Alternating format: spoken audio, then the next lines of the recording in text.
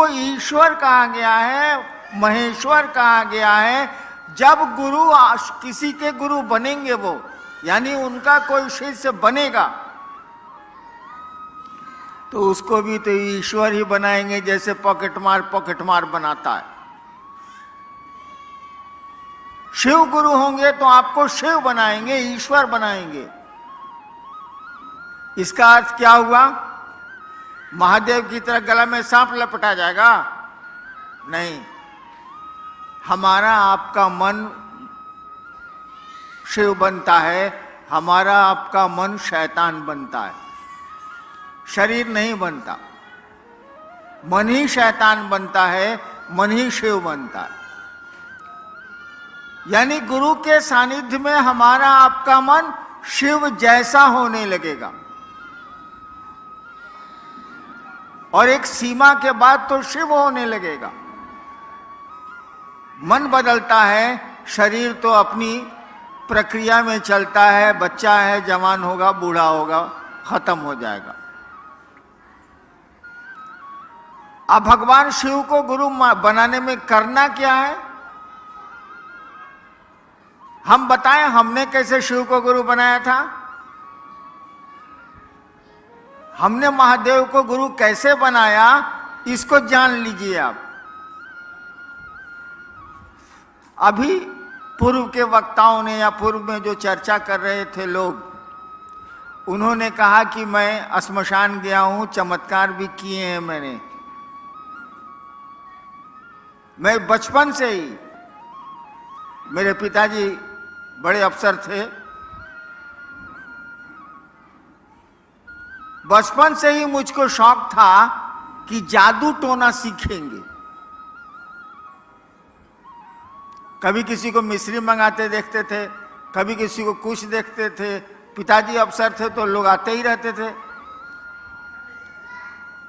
तो हमको भी शौक चढ़ा कि हम जादू टोना सीख लेंगे, तंत्र मंत्र सीख लेंगे। पढ़ने लिखने में मन लगता नहीं था, बच्चे तो वैसे भी पढ़ना नहीं चाहते। तो धीरे धीरे मुझको श्मशान की लत लग गई, जैसे किसी को खैनी खाने की लगती है ना, गांजा पीने की लगती है, मुझको श्मशान की लत लग गई। कुछ नहीं मिला, कुछ हासिल नहीं हुआ। 15 साल के श्मशान की यात्रा में मैंने कुछ हासिल नहीं किया। लेकिन यात्रा अगर आप करेंगे बिना कुछ हासिल किए भी, तो पांव तो मजबूत हो जाएंगे। चल रहे हैं आप तो पांव तो मजबूत, भले कहीं नहीं पहुंचिए आप, लेकिन चलने की एक आदत पड़ जाएगी, पांव मजबूत हो जाएंगे। कुछ दूर चलना होगा तो आप थकेंगे नहीं। तो कुछ तो गुण आए, लेकिन जिस काम के लिए गया था मैं, होलो ना बाबा, बंगला पूछते हैं, नहीं हुआ। मैं बहुत दुखी रहने लगा, पढ़ाई भी चौपट हो गई, माँ बाप भी नाराज रह रहे हैं, तो सामान्य बात है कि आदमी दुखी होगा। इसी बीच में एक रात श्मशान में मैं बैठा हुआ था, रात का करीब करीब 2 बज रहा था।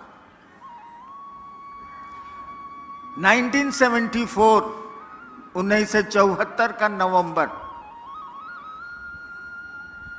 मैं कॉलेज में था, लॉ कॉलेज में का विद्यार्थी था। मेरे मन में एक ख्याल आया, जैसे ब्याह के पहले नहीं आता है ख्याल, अरे हम मेरी जो शादी होगी, लड़की होगी, ओहो क्लियोपेट्रा से कम नहीं होगी। ख्याल आया, हाँ ख्याल आता रहता है ना हम लोगों को। हमको भी वो ख्याल आया। श्मशान में तो कोई रह गया नहीं, वहां सिनेमा तो चलता नहीं है, 2 आदमी साथ जा नहीं सकते हैं, अकेले बैठना है घूप अंधेरे में। मुझको भी एक ख्याल आया। क्या ख्याल आया? सब लोग कहता है कि गुरु भगवान होता है, सब लोग कहता है गुरु भगवान होता है। हम सोचे, थोड़ा उल्टा सोचते हैं हम सोचे कि तो भगवान गुरु काहे नहीं है, हर जगह नहीं चलेगा। हर लड़की लड़का होती है तो हर लड़का लड़की भी हो जाएगा, वहां यहां नहीं चलेगा। लेकिन हमारे मन में आया कि सब लोग कहता है कि गुरु भगवान होता है। हम सोचा कि तो भगवान गुरु का नहीं होता है। बस ये जो ख्याल आया कि भगवान गुरु क्यों नहीं होता है, मैंने भगवान को गुरु बना लिया। हम कहा अब किसी को गुरु नहीं बनाएंगे, भगवान को बनाएंगे। मेरे पिताजी शिक्षा विभाग के एक राज्य के डायरेक्टर थे। वो अक्सर मेरी माँ को कहते थे, हमको इससे मतलब नहीं था, मैं तो मसानी था। वो अक्सर सुनता रहता था कि वो माँ को कहते थे कि जानती हैं भगवान शिव को कहा जाता है, वे ही ईश्वर कहे जाते हैं। पढ़े लिखे बहुत थे वो। तो मेरे कान में बात थी कि भगवान शिव को कहते हैं। जैसे मैंने सोचा कि भगवान को ही गुरु बनाएंगे, वैसे मैंने सोचा कि शिव भगवान है, बाबूजी कहते हैं। मैंने शिव को भगवान समझ के गुरु बना लिया। मैं नहीं जानता था कि शिव गुरु हैं, मुझको नहीं पता था। लेकिन शिव भगवान है ये तो लोग जानते ही हैं, मैंने भी सुन रखा था। मैंने भगवान शिव को गुरु बना लिया कि भगवान को गुरु बनाना है तो भगवान शिव है, भगवान है तो हम मान लेते हैं। और मैंने, मेरी एक आदत, आपको बहन कह दिया तो बहन मानेंगे, आपको भाई कह दिया तो भाई मानेंगे। जिद्दी आदमी हूं मैं थोड़ा। मैंने जब भगवान शिव को अपना गुरु मान लिया तो 3 कसमें खाई। तीसरी कसम फिल्म कौन कौन देखा है, हाथ उठाइए तो। कोई नहीं। राज कपूर की फिल्म तीसरी कसम। आहे बाल,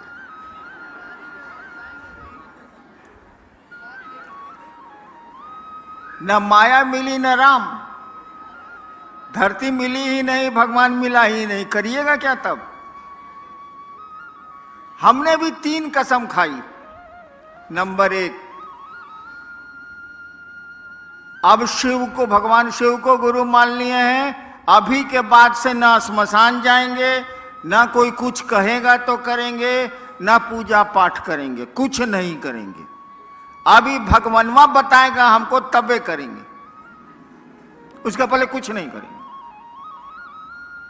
और जान लीजिए 15 साल तक लगातार मसान में जाने वाला आदमी उस तिथि के बाद मसान नहीं गया है। मैं नहीं गया हूं, जरूरत भी नहीं रही, लेकिन मैंने सोच लिया कि नहीं करेंगे तो नहीं करेंगे। पहली कसम खाई कि मास्टर बदल गया, अब पहले का कुछ नहीं करना है।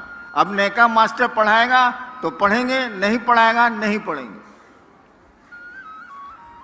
दूसरी शर्त बनाई कि आप अगर आसमान से उतरिएगा, कहिएगा हम ही महादेव हैं, मैं ही शिव हूं, हम आपको महादेव न मानने जा रहे हैं। काहे कि श्मशान में हम बहुत प्रेत देखे हैं महादेव के रूप में, बहुरूपिया भी हम बहुत देखा है बचपन में। आदमी साला महादेव बन जाता है, आदमी साला काली बन जाता है, आदमी कुछ बन जाता है, प्रेत भी बन जाते हैं, हम ना मानेंगे। यानी दूसरी कसम मैंने खाई कि आप अगर शिव के रूप में आइएगा, जो फोटो में दिखता है, हम आपको शिव नहीं मानेंगे। तीसरी कसम मैंने खाई कि कोई आदमी आके कहेगा कि हम ही महादेव हैं, हम तुमको सिखलाते हैं, हम उससे नहीं सीखेंगे। आज 70 साल मेरा हो रहा है, अब तक अपनी तीनों कसमों पर मैं खड़ा हूं, नहीं तोड़ी मैंने कसम। और मात्र ये ख्याल आया था, हमको मालूम भी नहीं था कि वो गुरु हैं। ख्याल आया था कि गुरु भगवान होता है। भगवान हमने सुन रखा था शिव को कहते हैं, और हमने शिव को गुरु मान लिया तो आज 40-42 साल से माने हुआ हूं। उसके बाद गुरु ने हमको सिखलाया, मेरे महादेव ने मुझको सिखलाया, तो आपको जो सिखलाया आपको कहने चला आया, वही कहता भी हूं। उन्होंने मुझको, बोलते तो है नहीं वो, आपको जीवन की घटनाओं से समझाते हैं वो, और बोलने से कुछ होता भी नहीं है। हाथ जब तक आग में नहीं जलेगा, आप नहीं समझेंगे कि हाथ किस तरह से जलता है, कैसी आग में। बोलने से क्या हो जाए। महादेव ने मुझको सिखलाया कि दया मांगनी चाहिए। महादेव ने मुझको सिखलाया कि दूसरों को बताओ कि शिव गुरु हैं, वो शिष्य बन सकते हैं, बनाओ उनको। और तीसरा कि नमः शिवाय आप अपने प्रणाम में प्रयोग कर सकते हैं। गुरु हैं तो प्रणाम करना ही है, गुरु है तो दया मांगनी ही मांगनी है। और अच्छी चीज आपको मिली है तो दूसरे को नहीं बताइएगा भाई साहब। गांव में एक आदमी कलेक्टर बनता है तो उसका गांव वाला या उसका परिवार वाला सबको कहते चलता है कि हमारा बेटा कलेक्टर हुआ है, हमारा बेटा कलेक्टर हुआ है। बताइए, बेटा कलेक्टर हो गया तो गांव भर को सुना रहा। आपने शिव को ही गुरु मान लिया तो दूसरे को नहीं बताएंगे आप। अचूक कोई दवा आपको मिली है किसी असाध्य बीमारी की, दूसरे को नहीं बताएंगे आप। गुरु ने कहा दूसरों को बताओ कि शिव गुरु भी हैं और वे उनको अपना गुरु बना सकते हैं, वे उनके शिष्य हो सकते हैं। अब देखिए आप लोगों ने क्या भेजा है, उसको मैं देख लेता हूं।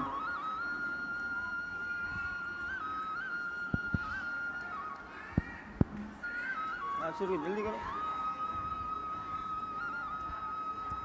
गुरु भाव कर्म बंधनों को तोड़ते हैं, कैसे समझाने की कृपा करें।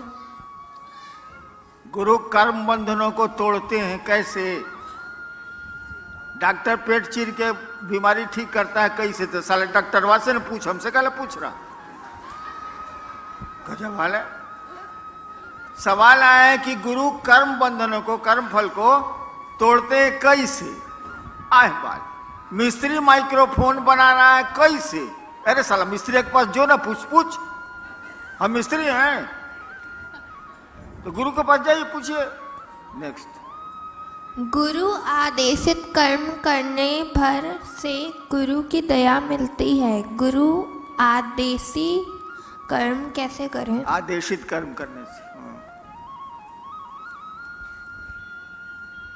एक भाई ने पूछा है कि गुरु ने जो आदेश दिया उसको करने से उनकी दया मिलती, छोड़ दीजिए उसको। हम लोग बाप भी हैं, कुछ माँ भी हैं, यहाँ कुछ बच्चे भी हैं। आप अपने बेटा को कहते हैं कि जाओ एगो आम पीस के आम तोड़ के पेड़ से लाओ, आज जबकि आम का पेड़ उसके हाथ में है, टूट जाएगा हाथे से, और नहीं जाता है। 5 दिन उसको कहिएगा अरे जो न रे चटनी खाएला है, अम्मा एगो तोड़ के लाना, और नहीं जा रहा है। दूसरे एगो बेटा को कहते हैं कि जाओ ना यार वो आम तोड़ के लाओ ना, चटनी खानी है, वो तोड़ के बेचारा ला देता है। तो किसको ज्यादा मानिएगा, जो चटनी आम तोड़ के ले आता है उसको, कि जो आम तोड़ के नहीं लाता है उसको? बेटा दोनों है। कोई काम पड़ेगा तो उसी को न कहिएगा। तो गुरु का जो आदेश करेगा, गुरु की दया उसी पर न होगी। गुरु कह रहा है कि टांग ऊपर मुड़ी नीचे, आप कह रहे हैं कि नहीं टांग नीचे मुड़ी ऊपर, ये कैसे चलेगा? गुरु कह रहे हैं कि दूसरों को समझाओ, दिन भर गप मारिएगा। हम मसान में रहते थे, मसान के लोग कम बोलते हैं, वहां किससे बात करिएगा? अब मेरी शादी हुई 1972 में। जिस दिन शादी हुई उस दिन रात भर मेहरारू के साथ गुटर गुई की हैं। दिन भर रात भर बकर बकर करते हैं। कहा गया कि जरा महादेव के बारे में गप करिए तो हो ही नहीं रहा। बदमाशी नहीं चलेगा ना, कैसे चलेगा? गुरु आदेशित कर्म करिए, किसी के भी आदेश पर काम करिएगा। एक सुन लीजिए, एगो किरानी को हम बदल दिया पटना से सहरसा। एक किरानी का तबादला कर दिया पटना से सहरसा। आया, आते आते गोड़ धर लिया मेरा ऑफिस में कि सर मेरा परिवार पटना में रहता है, उसको हमको सर छोड़ दीजिए सर, हम पटना में रहना चाहते हैं। हम 2 रुपया पॉकेट से निकाला उसको दिया कि जाओ सामने पान की दुकान है सचिवालय के बाहर, पान ले आवे वो। अब वो कहे कि जीना जब तक मेरी बदली रोकिएगा नहीं हम कुछ छोड़बे नहीं करेंगे आपका गोड़। हम कहे रे ये 2 रुपया ले आ, पान ले आ। नहीं लाया वो, मेरा गोड़ नहीं छोड़ा। 6 साल तक उसको सहरसे में रहना पड़ा, पटना वापस नहीं हुआ। साला मेरा आदेश है पान लाने के लिए, तो साला मेरा गोड़ धरे हुए। ठीक है, तो गुरु का आदेश नहीं मानिएगा, कहिएगा नया महादेव को। एक आदमी हमको बोला कि ना आप आरती करते हैं ना कुछ करते हैं। हम कहे बाबू सुनो, बाप जब घर में आता है तो बेटवा आरती करता है कि बाबूजी जय जगदीश हरे, ओम जय जगदीश हरे। नहीं ना बाबूजी को करता है, माई को करता है ना, कहाँ करता? अगरबत्ती दिखाता है, ओम पिताजी नमः, ओम पिताजी नमः दिखलाता है। तो महादेव को आरती करेंगे तबे खुश होगा वो। आए बा, महादेव को अगरबत्ती दिखाएंगे तबे प्रसन्न होगा वो प्रसन्न तब होगा जब उसको आप अपना समझिएगा, अपनापन का जब अपनेपन का जब भाव आवेगा ना, तब वो प्रसन्न होगा। ये आरती अगरबत्ती से क्या प्रसन्न होने जाए?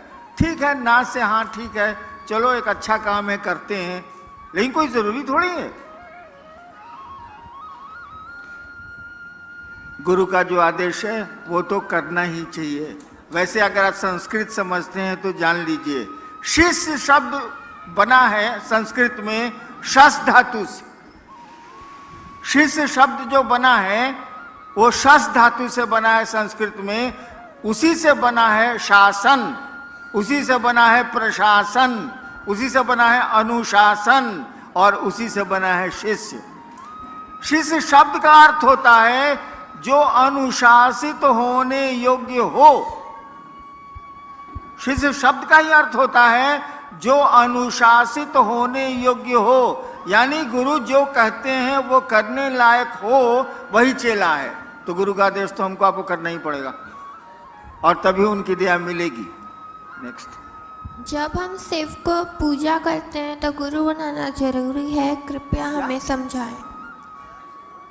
जब हम शिव की पूजा करते हैं तो गुरु बनाना जरूरी है, हमें कृपया समझाएं। वही हाल है। महादेव तो बाबा है भाई, शिव तो कहा जाता है चंदा मामा सबके मामा, शिव घर घर के बाबा। बाबा तो है वो, और बाबा की संपत्ति में पोते पर पोते लकड़ पोते जो कहिए सबका अधिकार होता है कि नहीं होता है? भारत के कानून, विश्व के कानून में तो है। बाबा की संपत्ति में सबका अधिकार है, ये तो हमको आपको मालूम है। तो हवा माँ शिव की, पानी उसका, धरती उसकी, पेड़ उसके, नदियां उसकी, समुद्र उसके, हम उसके, तो संपत्ति का भोग ले रहे हैं, संपत्ति भोग रहे हैं। लेकिन बाबा की संपत्ति में पोती का अधिकार है, लेकिन बाबा के ज्ञान में पोती का अधिकार है? जरा बता दीजिए। पोती बैठी हुई है ना मेरी। बाबा की संपत्ति में भारत का कानून इसको अधिकार देता है। मैं स्टेट ही रहा हूं, गर्भ में अगर बच्चा है, मां के गर्भ में अगर बच्चा है तो उसको भी संपत्ति का अधिकार है, कानून है ये। इनको तो हमारी संपत्ति में अधिकार है, लेकिन जब तक ये ज्ञान लेना नहीं चाहें, क्या इनको ज्ञान हमसे मिलेगा बाबा से? गधा के गधा रह जाएंगे। तो शिव से जब तक आप ज्ञान नहीं लेंगे, जिसने सृष्टि बनाई है, जिसने हम सबको बनाया है, जो रख रहा है, जो तोड़ रहा है, जब तक ज्ञान नहीं लेंगे आपको ज्ञान नहीं मिलेगा। संपत्ति तो भोगे रहे, हवा उन्हीं की है, हम भी उन्हीं के हैं, पानी भी उन्हीं का है, सूरज भी उन्हीं का है, बादल भी उन्हीं के हैं, सब कुछ तो उन्हीं का है, उसी परमात्मा की सृष्टि है। तो हम लोग भोग तो रहे हैं संपत्ति, लेकिन ज्ञान को भोगने के लिए, ज्ञान में हिस्सा लेने के लिए हमको आपको शिष्य की मानसिकता में जाना होगा और उसी सत्ता को, उसी शिव को, उसी शिव को अपना गुरु बनाना होगा, ताकि ज्ञान में भी आपको हिस्सा मिले। संपत्ति में तो हिस्सा मिला हुआ है।